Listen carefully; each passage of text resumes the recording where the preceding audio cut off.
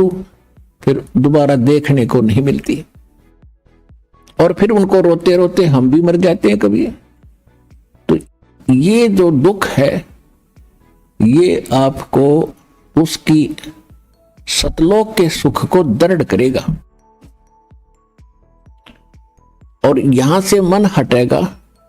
और इसका तरीका बताया है कि आप फिर उनको, और फिर आप इनमें नहीं रह सकते। फलदार वृक्ष है और जमीन में पानी, बड़ा सुंदर जल है, मीठा है, ये सुविधाएं और देखते हैं हम तो हमें लगता है कि ये बिल्कुल भगवान है जिसने हमारी इतनी चिंता है, कितने अच्छे फल फ्रूट दे रखे हैं, अपने आप उगे हैं ये। तो ये है नमक की बोरी का टेस्ट, यहाँ की जो सुख हमें दिखाई देते हैं।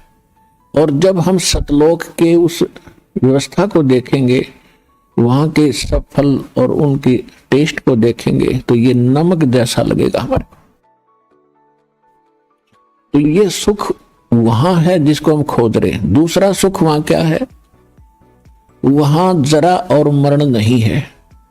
जरा माने वृद्धावस्था और मरण में मृत्यु।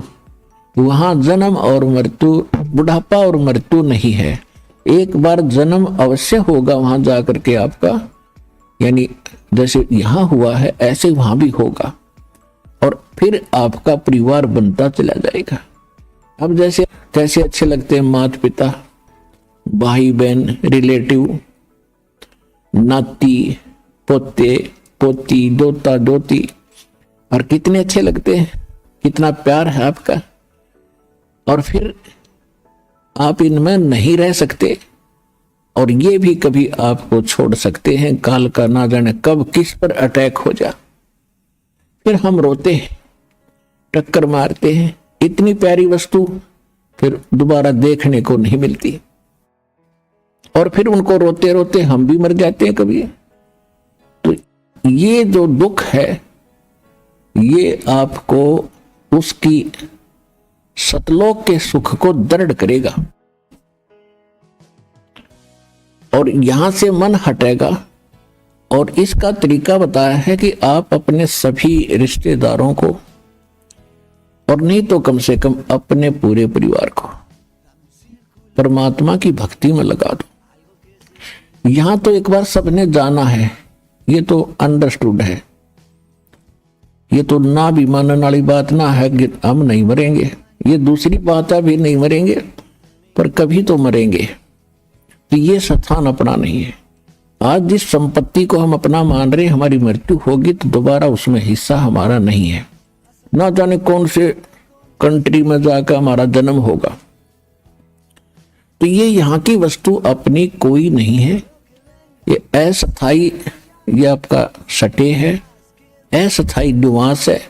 और इसको आप स्थाई बनाने की कुचेष्टा करते करते युग बीत गए, असंख्य युग बीत गए। मरते हैं फिर सोचते हैं कोठी बनाएंगे, बंगले बनाएंगे, ठाठ से रहेंगे, इतने मृत्यु हो जाती है। ये हमारी भूल ही है, बाकी फिर उसी स्पीड से लगे हुए हैं। तो यहां से हटने के लिए इस ज्ञान को आश्रय बनाना पड़ेगा, अपने आधार बनाना पड़ेगा। और उसके बाद फिर इस भक्ति करो। जब तक आप रहोगे, भक्ति करोगे, तो आपके जो प्रिय सदस्य हैं परिवार के, उनकी भी सुरक्षा भगवान करेगा। जब तक यहां रहोगे तब तक दुख दूर हुआ, और जाओगे जब आराम से जाओगे, भक्ति करने वाले की मृत्यु ऐसे होगी कि आपको पता भी नहीं लगेगा। ऐसे जाओगे पटदेसी, और आप बैठे पाओगे सतलोक में, परमात्मा के साथ घूम रहे होगे।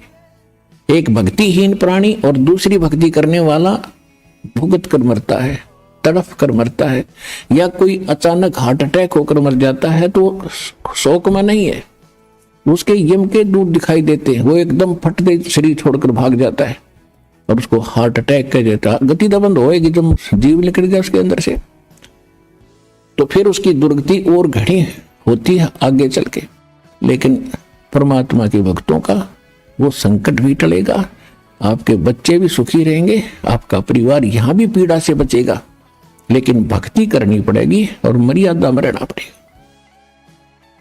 फिर आप सतलोक जाओगे। सब बच्चे भक्ति करने वाले धीरे धीरे सारे वहीं, क्योंकि वो ज्ञान ऐसा घर कर जाएगा प्रत्येक प्राणी के, बच्चे के, प्रत्येक सदस्य के, कि यहां तो अपना है ही नहीं। और एक ध्यान रखें, कोई प्राणी मर रहा हो सदस्य घर का, यानी शरीर छोड़ रहा हो भक्त, उसको याद दिलावे कि यहां संसार की इस किसी भी वस्तु में आस्था मत रखिए, नहीं तो लटक जाएगा फिर वापस। गुरुजी ने जो ज्ञान बताया है वहां सतलोक है, वहां सुरती लगा, आप भी चलो और हम भी आ रहे हैं, फिर हम कौन से सदा रहेंगे। तो उस समय उसका यहां से मन हटावे। अब पहले क्या करते थे, जब वो मरने लगता उसे पूछते तुझे कौन याद आता है, वो कभी कहता मुझे फलाना पोता याद आता, उसके दर्शन करा दो फिर मरूंगा। वो पोता ने बुला लेते हैं, फिर वो मर जाता है। यानी वो आस्था फिर वहीं रहेगी, वापस वहीं आकर उस पोते का मनमाना भैंस बनकर खड़ा हो जा, या कुत्ता बनकर गली में आकर बैठ जाएगा उस पोते के, और पोता मारेगा सिर में लट फिर। तो ये बात आपने याद रखनी पड़ेगी।